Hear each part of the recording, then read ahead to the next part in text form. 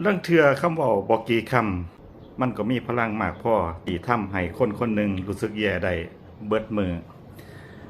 ครับสวัสดีมิตรหมอแคนแฟนหมอลำที่ติดตามช่องลุงศักดิ์มักมวลช่องแห่งข้อมูลข่าวสารสาระและความบันเทิงมื้อนี้วันที่17มีนาคม2569กับบรรยากาศอากาศร้อนเริ่มเข้าสู่ฤดูร้อนกันแล้วพี่น้องก็ระมัดระวังรักษาสุขภาพกันดูดีนะแต่พร้อมไปหน่อยเวลาเต้นดูไม่สวย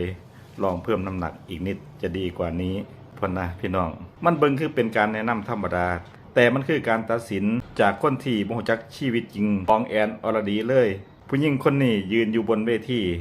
ต่อหน้าคนมากมายทั้งร้องทั้งเต้นทั้งยิ้มแม้ในใจอาจบ่ได้ยิ้มคือสิ่งที่เฮาเห็นคนดูเห็นแค่ภาพบนเวทีแต่บ่เคยเห็นเบื้องหลังที่ต้องฝึกหนักบ่เคยเห็นมือที่เพิ่นเมื่อย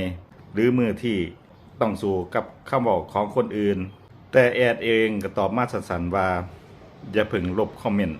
นะป้าเป็นประโยคสั้นๆแต่โคตรมีพลังมันบ่แม่นการเถียง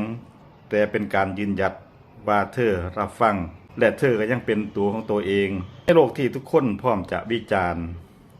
บ่ว่าทั้งรูปร่างหน้าตาหรือชีวิตมันบ่ง่ายเลยที่จะยืนอยู่ตรงนั้นโดยบ่หวั่นไหวแค่เมื่อเลือกแล้วเลือกที่สิบ่ให้คำเว้าของไผมากำหนดคุณค่าของตัวเองเพราะความสวยบ่แม่นตัวเลขบนตาสั่งและความมั่นใจ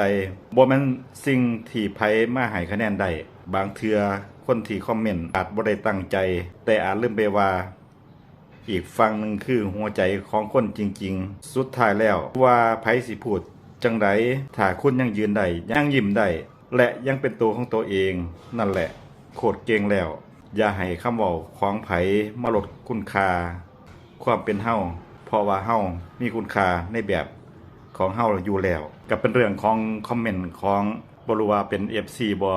มาคอมเมนต์อยู่ในเพจของแอนอรดีเอามาสรุปให้พี่น้องได้รับชมใครมีความคิดเห็นเป็นอย่างไรก็สามารถคอมเมนต์เข้ามาได้ฝากกดติดตามกดไลค์กดแชร์เพื่อว่าพลาดคลิปต่อไปคลิปหน้ามาพบกันใหม่สวัสดีครับ